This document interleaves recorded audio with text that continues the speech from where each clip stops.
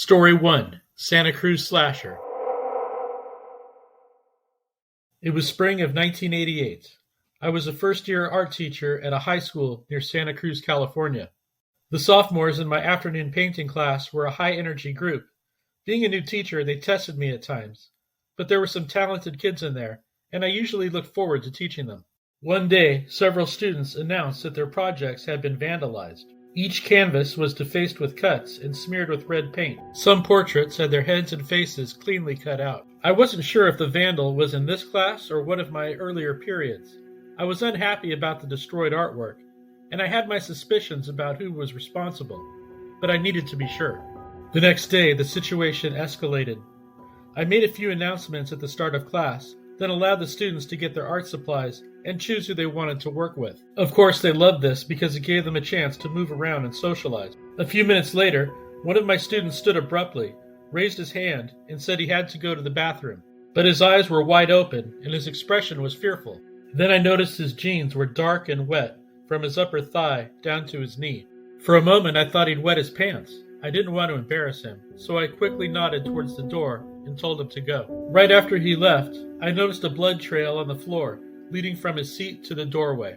A couple of students noticed, and pretty soon the class was murmuring nervously about it. Blood wasn't considered a biohazard in those days. There was no protocol to call the janitor, so I cleaned it up myself. The nurse later informed me that my student had come to her office bleeding from a long, diagonal cut. A sharp object of some kind had sliced through his jeans and his skin. I was worried and puzzled. There had been no sign of a fight or a weapon. The next day, I told my class they were to stay in their assigned seats, and I passed out the supplies myself. Of course, they groaned and complained, but I needed everything as structured as possible so I could watch them. About halfway through class, one of my female students stood up and screamed. She wore white shorts and her skin was pale. It was as if someone had thrown a bucket of red paint on her upper leg.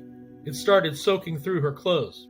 She ran to the nurse's office, and again there was a trail of blood splatter from her seat to the door. I called the principal's office and security while keeping an eye on the kids. Nobody answered. The energy in the classroom became fearful and angry. I interrogated them, insisting that someone knew what was going on and needed to come clean. I said they could come to me privately.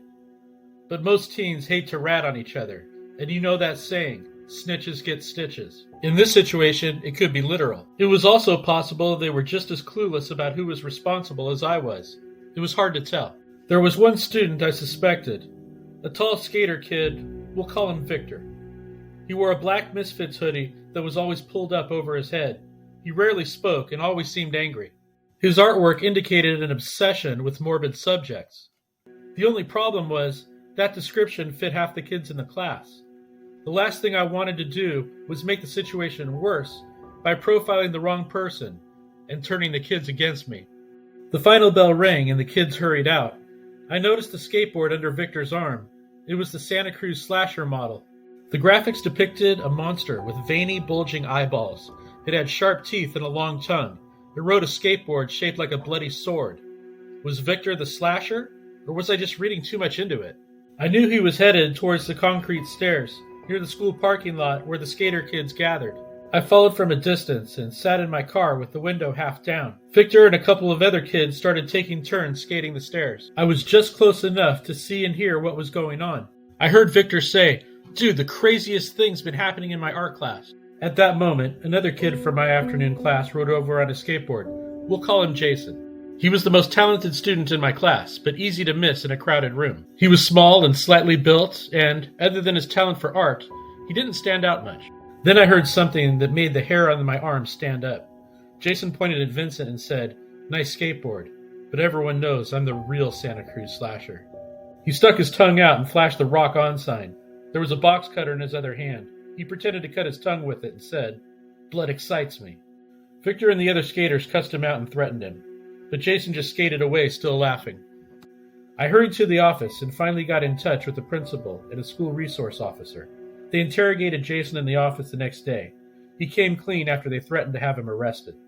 He was removed from my class and punished with a 2-week suspension, but allowed to continue attending our school, much to my dismay. Apparently he cut them when they were absorbed in their work. The razor was so sharp they didn't even know they'd been cut until the blood started flowing.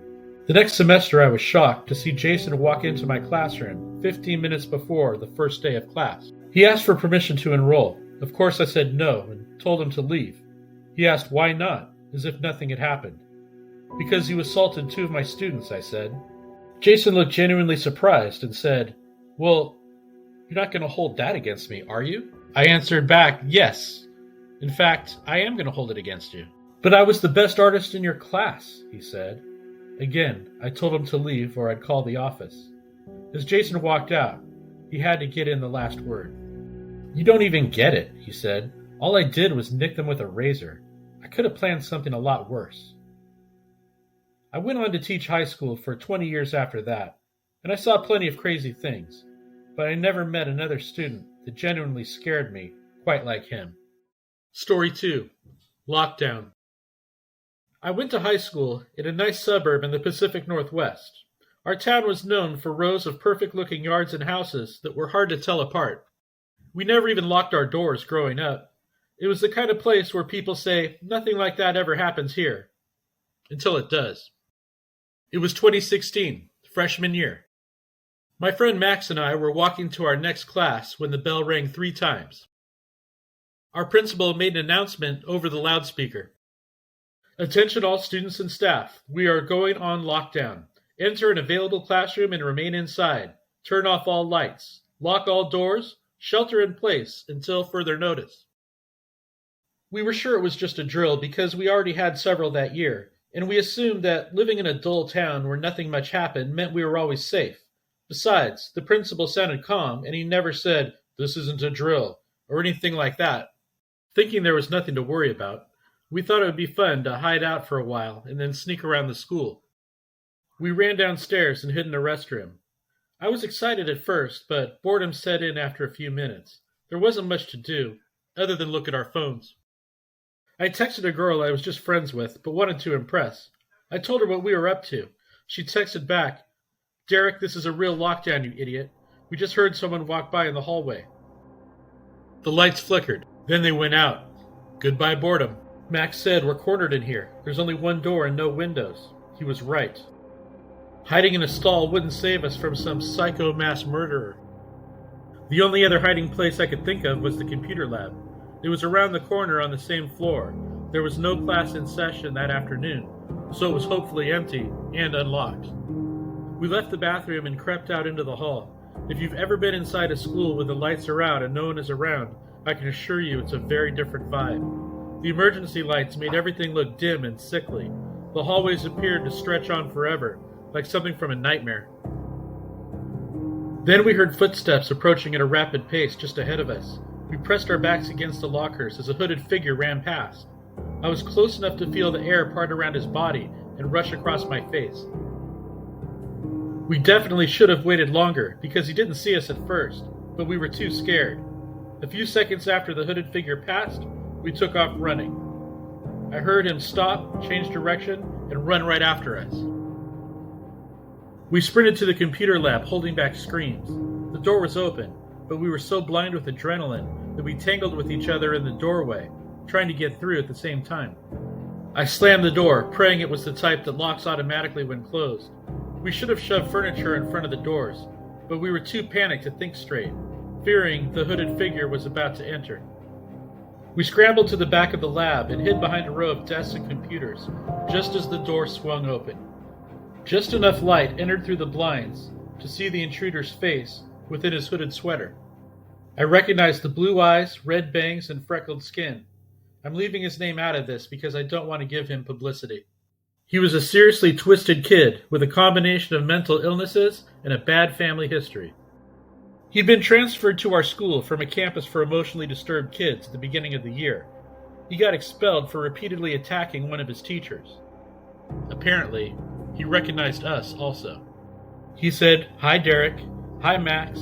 Come on out. I've got something for you." Now, for all the people who say, "Why didn't you just hit him with a chair or something like that?"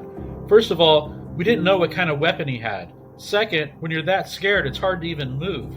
When he called us out by name, I felt like the blood was going to drain out of my body. The next moment, the police charged down the hallway and into the room. I don't know how many there were, but there were a lot. I don't remember a whole lot about what happened right after that because I was dizzy and my heart was pounding.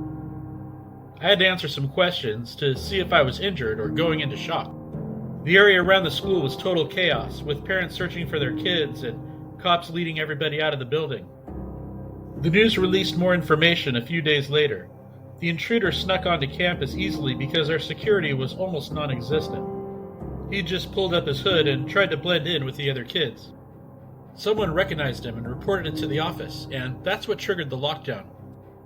When the police arrested him, they found a butcher knife with a long curved blade.